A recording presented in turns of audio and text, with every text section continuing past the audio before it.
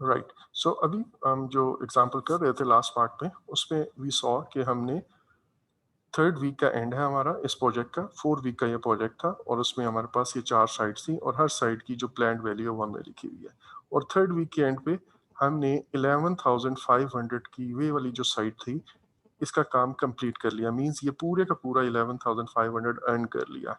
इसी तरह वीक 2 में we have earn 14,500 and week 3 में इस 17,500 का सिर्फ 80% कंप्लीट हुआ है। अगर आप टॉप पे देखें तो हमें जो प्रोजेक्ट का स्टेटस मिल रहा है या डाटा मिल रहा है वो ये है कि आज थर्ड वीक का एंड है, साइड 1 एंड 2 इज 100% कंप्लीट और जो साइड 3 है इट इज जस्ट 80% कंप्लीट।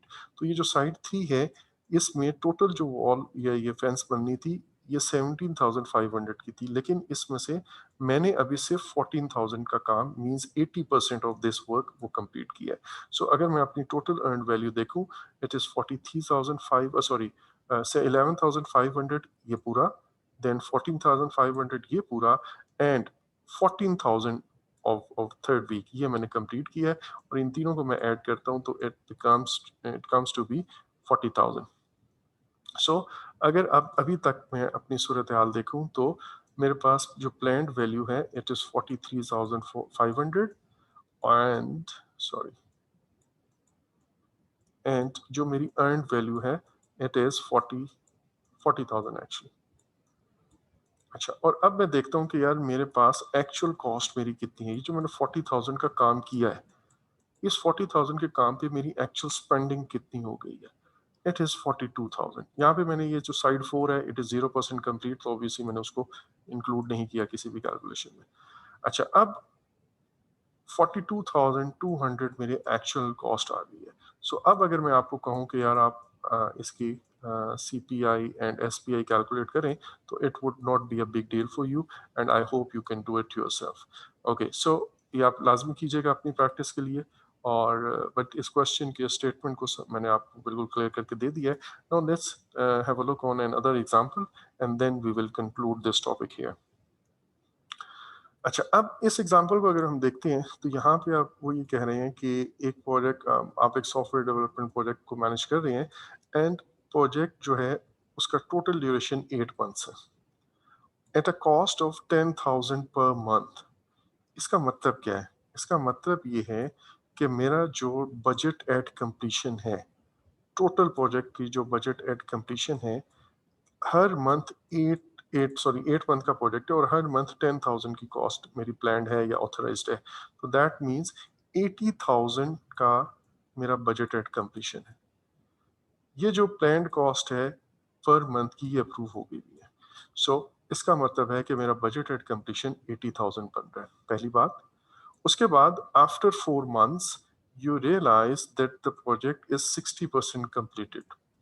तो ये 60% प्रोजेक्ट मेरी अर्नड वैल्यू हो गई है। अब ये जो प्लान बजटेड कंप्लीशन है, यू नो दैट कि ये मेरी टोटल प्लान वैल्यू है, लेकिन हम अभी फोर्थ मंथ के एंड पे हैं। तो जब आप फोर्थ मंथ के एंड पे होते हो तो मैं फोर्थ मंथ की प्लान वैल्यू क्या होगी, फोर्थ मंथ के एंड तक मेरी प्लान वैल्यू क्या होगी। तो 10,000 पर मंथ है, 4 मंथ के एंड पर, फोर्थ मंथ के एंड पे सॉरी, मुझे 40,000 का काम कर लेना चाहिए था। ठीक है, 10,000 पर मंथ कंप्लीट करना है मुझे और total planned value for first 4 month as 40,000। लेकिन मैंने कितना कंप्लीट किया है? मैंने टोटल प्रोजेक्ट कॉस्ट का 60% किया है। दैट मीन्स मैंने इस 80,000 का 60% कंप्लीट किया। ठीक है, अब क्योंकि यहाँ पे वर्ड लिखा हुआ है प्रोजेक्ट इज 60% कंप्लीटेड, यहाँ पे ये वर्डिंग नहीं लिखी हुई कि आपने इस प्लान्ड वर्क का 60% किया। अगर ये होता तो फिर इसका मतलब है मुझे वैसे ही क्लियर हो जाता कि मैं बहुत पीछे हूँ अपने स्केड्यूल से। लेकिन वो ये कह रही हैं कि आपका ओवरऑल प्रोजेक्ट जो है वो 60% कंप्लीट हुआ है एंड टोटल प्रोजेक्ट मेरा जो था वो 80,000 का था। तो आई वुड से कि यार ये जो 0.8 या 80% of the overall project cost या BAC वो कितना है। So it comes to be 64,000। अगर मैं कहूँ 60% of 80,000 it is my earned value, इतना काम मैंने कंप्लीट कर लिया है, तो ये है मेरे पास 64,000।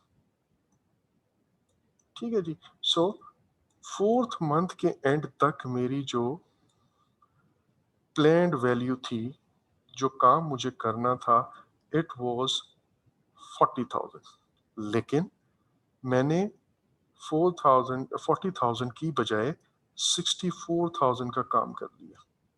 ठीक है जी। और that means I am far ahead of my schedule. Sorry, ये this mistake in the calculation. ये 48,000 नहीं बनता, सॉरी 64,000 नहीं बनता, 48,000 बनता है। सॉरी। सो मैंने 40,000 का काम प्लान किया हुआ था, बट एक्चुअली मैंने 48,000 का काम 4 मंथ्स में कर लिया, तो मुझे यहीं से नज़र आ रहा है I am ahead of schedule. लेकिन अगर आप उसको कैलकुलेट करेंगे स्केजुअल वेरिएंस, तो वो जाहिर है अर्नड वैल्यू माइनस 40,000, तो it would be a positive figure of 8,000। खैर, और तीसरी चीज़ यहाँ पे एक्चुअल कॉस्ट है, और एक्चुअल कॉस्ट भी आपके सामने लिखी हुई है, इट इज़ 45,000 यहाँ पे।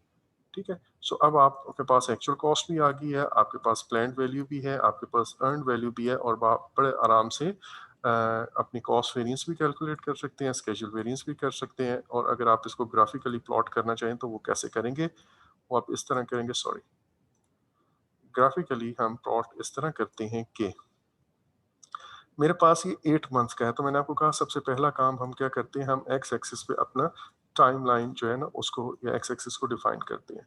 लेट्स से ये मेरा फर्स्ट मंथ है, ये सेकंड मंथ है, मैं इसकी नंबरिंग कर देता हूँ। ये फर्स्ट मंथ है, ये सेकंड है, ये थर्ड है, ये फोर्थ है।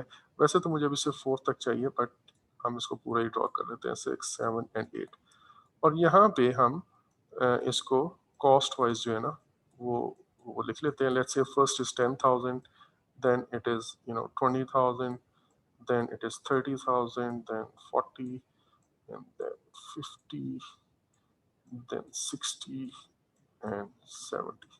ठीक है, 70 तक हमारे लिए काफ़ी होगा।